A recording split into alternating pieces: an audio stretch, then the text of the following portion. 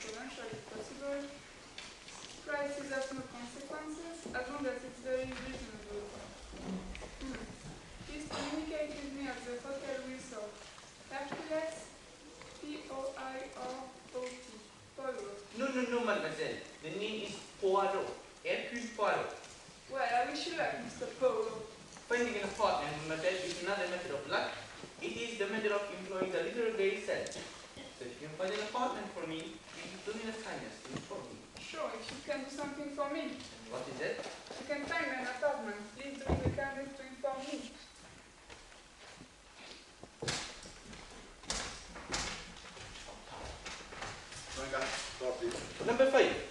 You are new here, no? Oh, yes, sir. I came yesterday. No, Mr. Poirot, aren't you? Poirot. Wow, Poirot. One of the boys went to go out. Here we are, sir. Fifth floor. Listen, boy. Take this. Attention, apologies, madame. Not at all. It was entirely my fault. Madame appears troubled. Perhaps I may be of some slight assistance? No. Well, if you're sure you don't mind. But of course not. You see, it's my door. It won't open. Aha, and where is this obstinate door, eh? It's right down the corridor, room 515. If I may have the key? But that's just it. I left it open only 10 minutes ago. Indeed, madame is very trusty.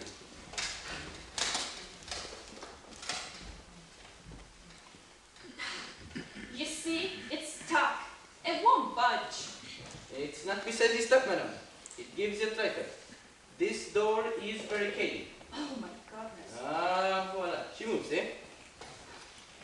Thanks a million. Now, what do you suppose? No, wait, madame. Perhaps it is better if I look first. Ah, alas. This is as I feared. What is it? You do not know? Look. It's a man. Is he? Oui, madame. He has been strangled. This is murder. Lord, I must compliment you, madame. Your coloring is excellent. And you did not even commence to paint. For one, two. I don't fall apart in a crisis, if that's what you mean. And furthermore, I'm not madame. I'm mademoiselle. By choice. Miss Abigail Fletcher. And now, if you get that, corpse out of here, I'd like to sit down. That I regret I cannot do, mademoiselle. The body must not be touched before the police arrive. Police? Well, yes, of course, the police. I'm calling them now. Hello, hello. Ah, it's Mr. Stevens. It is I, Hercule Poirot. No, I'm not on my apartment. But I found something of perhaps more interest. A corpse. Right here in my hotel. Room number 515. 5. Mademoiselle, what are you doing with the body? Nothing. I was just trying to see his face. You will have the opportunity later. Pardon, Inspector. We are in room 515. Yes, we shall expect you immediately. Bien, Mr. Chairman. Now that you have observed the face of that unfortunate one, perhaps you will be good enough to tell me who he is. I certainly feel not. Who do you think you are? Mademoiselle, permit me to present myself. I'm Hercule Poirot, formerly the chief of the Belgian Sûreté. That's what you say, Mr. Poirot. I've read plenty of detective stories, and none of them have anything like you. I'll wait for the police. Let them ask the questions. As you desire, mademoiselle. But I merely wish to point out one thing. It is you the police will question first. Me? But of course, you are the most likely suspect. No? Well, all right. What do you want to know? First, what are you doing here in this hotel? I lived here for 10 solid years. Ever since I left Maine. And what do you do? What is your occupation? I don't have any occupation. I've got a little income, and I like to be in New York. And last few years I've been doing ward work, Red Cross, and things like that. You seem a little big, mademoiselle. Not about this man. Who is he? I don't know. I never saw him before in my life. Mademoiselle, I advise you to consider your answers with care. Do not forget a man like that in this room. But I can't help that. I don't know who he is or how he got here.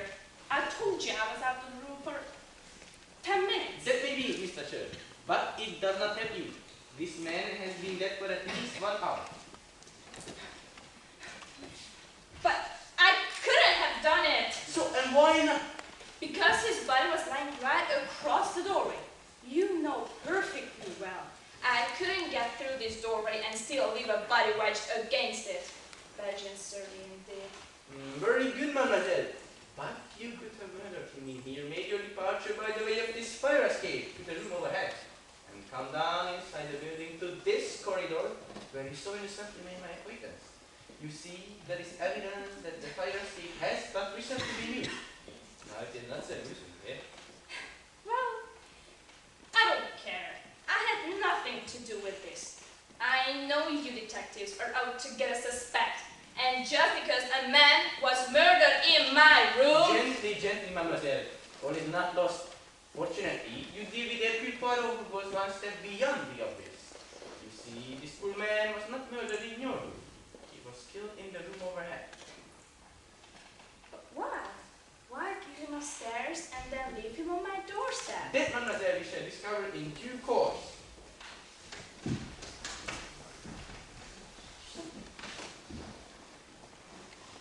Alright, Mr. Pearl. Now that you got the corpse safely locked in my room and us outside, what am I supposed to do? Sleep on a fire escape? I do not think that will be necessary, mademoiselle. You're coming with me to the lobby, where we shall wait for my friend, Inspector Stevens. He will see that you are comfortably sheltered for the night. Tell me, Mr. Pearl, how did you figure out that the murder took place upstairs? That is not apparent now, mademoiselle. Please squeeze the bell for the elevator. I look out of your window and check the fire escapes. And what do I find? Everywhere the dust reposes peacefully. Well, naturally, the help is too busy to polish fire escapes. Ah, mademoiselle, but on one stairway, the one leading up from your window, all is disarranged. There is a broad, clear path through the dust, and it's precisely the width of a human body. And since the path extends only to the floor above, it's obvious the body has been dragged down from room 615. Also, on the garments of the dead man, the trousers, the shoulders, and the left elbow, there are unmistakable traces of rust. Ah, voila, the elevator. Going down. Monsieur, would you be so good as to explain why were you so long in arriving? Oh, it's this old car. Every once in a while it goes on the fritz. Comment? On the fritz? Out of order. Yeah, I got stuck on the ninth. What? You say you were on the 9th floor all this time? Yeah, that's right. That is difficult to believe. Why? Because the indicator has been pointing to the basement. Oh, the indicator, as soon as everything goes wrong, it flops. I'm not sure that it's true of the indicator, but unquestionably, it is true of the two clever murder. As soon as anything goes wrong, it flops. Again, Inspector Stevens, there is the situation. An unknown man sent to the death in one room and dragged down the fire escape to another. Or if this man is the person I think it is, the commissioner will have my head. Mon ami, forgive me. You seem agitated. They were born too. Poirot, I personally assigned my best men to guard him. It was the smallest scalp of my force, Sam Tremble. Good Lord, Poirot, there will be an international scandal. Hey, mon ami, you go to first even for Hercule Poirot.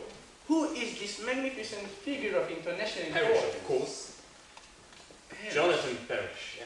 Ah, oui, the name rings a bell. He is the recurrence expert, eh? Exactly.